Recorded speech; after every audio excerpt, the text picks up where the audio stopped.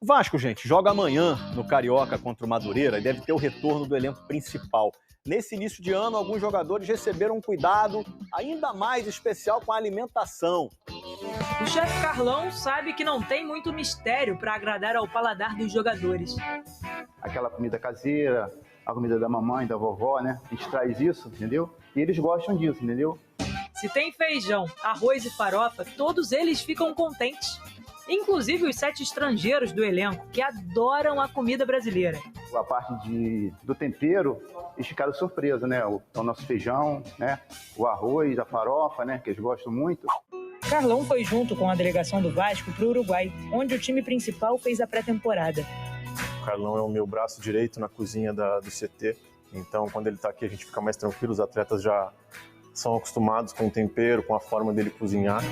Entre todos os jogadores, o francês Payet teve que receber um cuidado especial da comissão técnica vascaína. A comida brasileira nunca foi um problema para ele, pelo contrário. Eu comecei a perceber que ele estava gostando, porque além dele comer, ainda levava para casa ainda, fazia as quentinhas e ainda levava para casa. Havia um consenso de que ele precisava emagrecer. O Payet chegou para nós com 4 meses praticamente parado. A forma que ele chegou e a forma que ele está hoje, se ele não fosse o atleta que ele é, o profissional que ele não chegaria nessa forma física como está hoje. Payet tem 36 anos, vai completar 37 em março e ele chegou ao Vasco em agosto do ano passado, pesando 88 quilos. Agora o francês está com 80, 8 a menos. Está até mais leve do que quando ele jogava em alto nível lá na França, pelo Olympique de Marselha, e pesava 82 quilos. É um cara muito sério no trabalho, que trabalha muito, treina muito e levou a sério a alimentação também. Então é um cara muito fiel às propostas que a gente fez para ele e esse é o resultado de hoje. Os jogadores fazem avaliações físicas semanalmente ou de 15 em 15 dias. Cada um tem um plano alimentar para ajudar a melhorar o rendimento em campo. Se no caso do Payet o objetivo era diminuir o percentual de gordura, no caso do Marlon Gomes, por exemplo, a missão é ganhar massa muscular. O Marlon é mais jovem, tem 20 anos. Seja qual for o objetivo, difícil é resistir à sobremesa preferida da maioria deles. O pudim de leite, que é o tradicional. E tem um até que lá que tem que dar nota pro pudim. É um dia 9,5, um dia 10, né? E o pudim lá é melhor lá da nossa sobremesa. Que eles sigam focados e bem alimentados, porque a temporada está só começando. Já almoçaram por aí? Chegou a hora de falar do Vasco. O Vasco, hoje chegou a hora, hein? Já tô com a Ana Flávia aqui no telão. Ana Flávia Nunes, bem-vinda aqui ao Taon, já está lá em São Januário. É hoje o dia que a torcida vai ver, enfim, a estreia no Campeonato Carioca com o time principal, com o time titular do Vasco da Gama? Amanhã, tá quase, Joana. Amanhã. Boa tarde para você, para todo mundo que está acompanhando o Taon. É isso, mas a ansiedade é tanta que as pessoas já estão hoje, já querem saber como é que esse Vasco vem para esse jogo de amanhã contra o Madureira, né? O jogo vai ser amanhã, 9h30 da noite, aqui em São Januário, pelo Carioca. Lembrando, né, mais um jogo com transmissão do Sport TV. O Vasco vai em busca da segunda vitória na competição. Até agora no Carioca o Vasco está invicto, né? Tem uma vitória e um empate. E aí a grande novidade é essa, né? Que o Ramon Dias deve mandar a campo aí pela primeira vez no estadual o time principal que está de volta depois da pré-temporada de 15 dias no Uruguai. Lembrando que o Vasco vinha jogando então com um time formado por meninos da base e também reservas. Os jogadores que ficaram esse período então em Punta del Este estão de volta à disposição. Eles folgaram ontem, retomam os treinos hoje e aí a expectativa é com relação a como vai ser a formação desse Vasco para amanhã, né? Como é que o técnico Ramon Dias vai escalar o time. Inclusive no nosso site, o ge.globo, os nossos colegas setoristas de Vasco fizeram uma matéria bem bacana explicando em detalhes quais são as formações que o Ramon Dias usou até agora nesse período de pré-temporada. E é bacana para o torcedor dar uma olhada, né, Joana, para que ele já consiga entender quais são as possibilidades de time titular para amanhã. Dá para a gente dizer que nesse período de pré-temporada o Ramon usou, por exemplo, 4-3-3 com o time base do Vasco do ano passado, testou o time com 3 zagueiros em 2 formações. Ele também mexeu no posicionamento do Paê, né? Que atuou como um meia aberto pela esquerda, jogou também como 10, tendo como dupla de ataque ali o David e o Verratti. Então vale a pena o torcedor acessar para essa matéria no GE. Globo para entender essa dinâmica. E eu falei agora há pouco, né, do David. O David, o atacante que é um dos reforços do Vasco para essa temporada, ele pode jogar pelo Carioca amanhã, está regularizado, o nome dele saiu na segunda-feira no bid da CBF, e ele está então à disposição do técnico Ramon Dias para esse jogo de amanhã contra o Madureira. Vamos reforçar para quem está assistindo, 9h30 da noite, jogo amanhã, com transmissão do Sport TV. Joana. Boa, obrigada, Ana, pelas informações. Me empolguei. Eu vi a Ana ali posicionada em São Januário, já me confundi. O jogo, então, é amanhã. Segura a emoção, torcedor vascaíno, de ver mais, né? Ver o time estreando no Carioca com o time titular. Orediano, tem que abrir o olho. Olha aí, ó. Mauro Galvão, um dos grandes ídolos do Vasco. Ele não pode pensar que está fazendo um favor pro Vasco se ele resolver ficar. Se pensar assim, é melhor ir embora. Depende dele, ficar no Vasco ou não. Ele foi contratado, todo mundo com a expectativa de que fosse um destaque. E ele não conseguiu ser. O nosso parceiro Mauro Galvão, em entrevista ao site torcedores.com. Ô, Bigode, a gente já falou isso aqui, inclusive, fora do ar e no ar. É bem isso. Perfeito. Aqui, Mauro Galvão. Palmas para você. Eu acho que não tem nem o que acrescentar e nem o que tirar. Eu também acho que ele veio com um intuito, não deu certo no primeiro momento, ele quer sair, beleza. Se o cara quer sair, negocia e vambora, a vida que segue. Se não quiser, quer ficar, mas você quer ficar de verdade. Não é para dar migué, não. Não é para ter problema no braço, querer operar para não jogar, engessar, seja lá o que for. Tem que estar comprometido.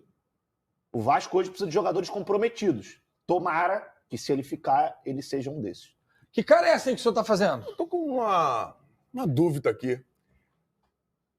Ele não sai se ele quiser, ele sai se o Vasco quiser que ele saia também, se o Vasco permitir, porque ele tem contrato. Tem contrato. Não é assim que Ele funciona. Mas quando você chega e fala que quer ir embora e não está rendendo, o cara te libera. Ok, mas quando você é jovem, quando você passou por um momento muito difícil, sendo a grande contratação do ano, você pode estar meio que perdido, sem saber o que dizer. Em outro país, né? Ainda não adaptado, enfim. E agora, fazendo bons jogos, fazendo gols, dando assistências, vendo que a equipe está melhor estruturada, acho que a chance dele ficar é jovem. Quem nunca falou uma besteira quando jovem? Tem um monte de cara velho falando um monte de besteira aí. Então, a gente tem que ter um pouco... A gente fala besteira aqui uma hora todo dia. A gente tem que ter um pouco de paciência com o garoto também. E ele pode ajudar o Vasco, desse jeito que ele está jogando aí, querendo, como o Flavinho falou aqui, tendo boa vontade para se entregar ao clube. Pô, ele pode ajudar muito o Vasco. E se ele jogar o que ele sabe, eu acho que o Vasco só tem a ganhar. Mas aí que tá, ele precisa querer. Era o que a gente falava no ano passado de contratação, quando surgiu a informação do Diego Costa lá que poderia vir para o Vasco. Se o cara não quer, não vai atrás. Vou te falar o meu feeling. Bola para isso? Tem. Vai conseguir? Não, porque a cabeça já virou a chave. Eu acho também já virou a chave. Tu sabe como é que é? Quando tu toma a decisão de sair, pode até ficar por outros motivos, mas não é igual. É igual quando o negócio de ficar terminando e voltando no relacionamento. Quebrou o cristal, é difícil de colar. Acabou. Com 6 anos, o Pedrinho entra no Vasco e foi atleta até o profissional, ganhou título com o Vasco, depois rodou o Brasil, jogou em outros clubes, mas sua identificação e seu amor é com o Vasco da Gama, e era um sonho do pai dele. Ele contou aqui a história do pai dele, o pai dele chegou a trabalhar no Vasco, e o sonho do pai dele era ver ele nessa posição. Então, assim, a gente pode dizer que só ele e o Roberto Dinamite conseguiram viver o Vasco de ponta a ponta, como atleta, e o Pedro desde a base até ser presidente do clube, e hoje numa nova realidade, o Pedrosa, que é um SAF, é ser esse bom ponto entre o Vasco e a 777. Isso é muito importante num time de SAF. Independentemente da venda, Fernanda, o Vasco tem uma história, né? E você ter um cara como o Pedrinho, que conhece a história do Vasco dessa forma, é muito importante para ele defender os interesses do torcedor vascaíno, que mal ou bem ainda tem 30% ali.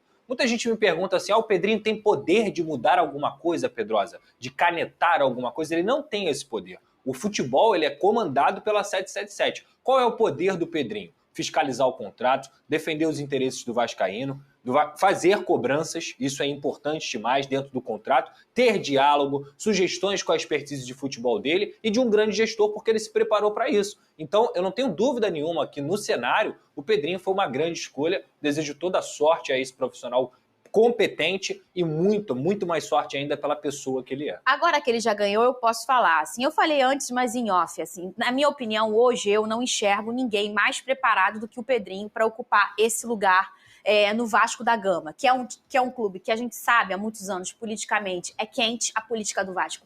É quente. Dessa vez que mudou a questão da votação indireta, porque era o único clube que tinha uma votação indireta. As coisas no Vasco, para você estar no Vasco, você precisa conhecer do Vasco da Gama. Isso em qualquer clube associativo, mas no Vasco mais ainda. E ter esse personagem, que é o Pedrinho, que nasceu ali, que sabe tudo de Vasco, e o melhor, é um cara preparado para ser um gestor e é um cara influente. Ele tem um diálogo com todo mundo e provavelmente com a 777, com grandes marcas que podem vir a injetar dinheiro no Vasco. Contudo, para você ser presidente de clube, Venê, você precisa ser flexível e conversar.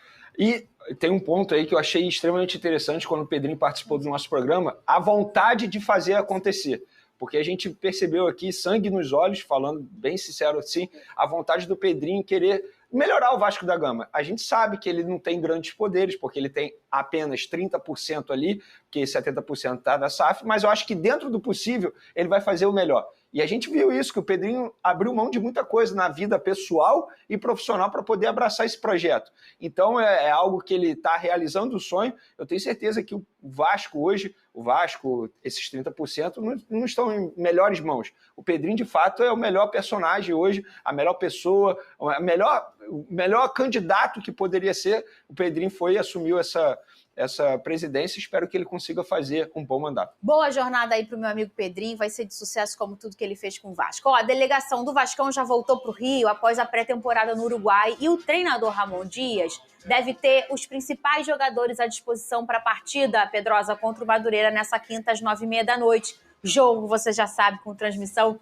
exclusiva aqui no SBT, na TV aberta. Ô, Pedrosa, quem que você vai passar pro Ramon para ele escalar? Então, da última vez ele até me escutou, né? Não sei se ele estava assistindo o SBT Esporte Rio lá do Uruguai, mas ainda não sei qual é o time titular que vai entrar em campo, porém os titulares, no caso, a equipe principal deve ser realmente relacionado. Eu não duvido não, cara, de que eles escalem o time que foi escalado na última partida contra o Deportivo Maldonado. Sem retoque? Sem Você retoque. falou em alguns retoques. Eu acho que ele vai manter o time que começou a partida contra o Deportivo Maldonado. Muito por conta de toda a melhora, né, nesse time que aconteceu em relação à primeira partida. O Vasco fez bons jogos, os caras estão realmente com uma vontade muito grande de poder estrear com a camisa do Vasco da Gama. Jogo em São Januário, estádio lotado, não tenha dúvida que o Vasco vai prevencer, porque um dos focos dessa comissão técnica nessa temporada é fazer o Vasco ter uma mentalidade vencedora. Uma palavra que o Ramon Dias e o Emiliano Dias sempre falam é o seguinte: a gente precisa fazer as pessoas voltarem a ter medo do Vasco. Ninguém tem medo do Vasco mais. Agora a gente vai fazer as pessoas terem medo do Vasco, ainda mais jogando em São Januário. Então a mentalidade vencedora, seja amistoso, Campeonato Carioca ou Copa do Mundo, ela tem que existir dentro do elenco e eles com certeza fazem isso muito bem. Agora é a hora dos drones, é isso? Você tem drone também do Vasco da Gama? Tenho. Barulho de drone, DJ Careca, por favor.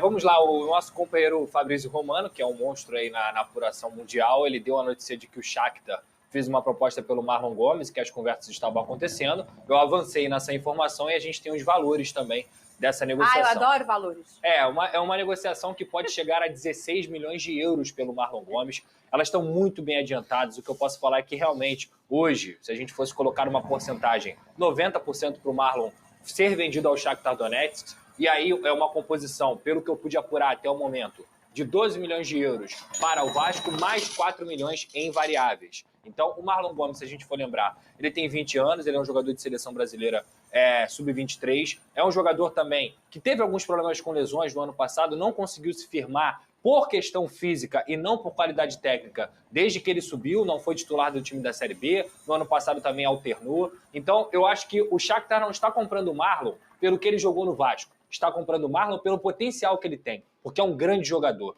E em relação ao valor, 16 milhões de euros, na minha opinião, o Vasco tem 85% desse atleta e 15% do Nova Iguaçu, na minha opinião, está muito bem vendido o Marlon. São 87 milhões.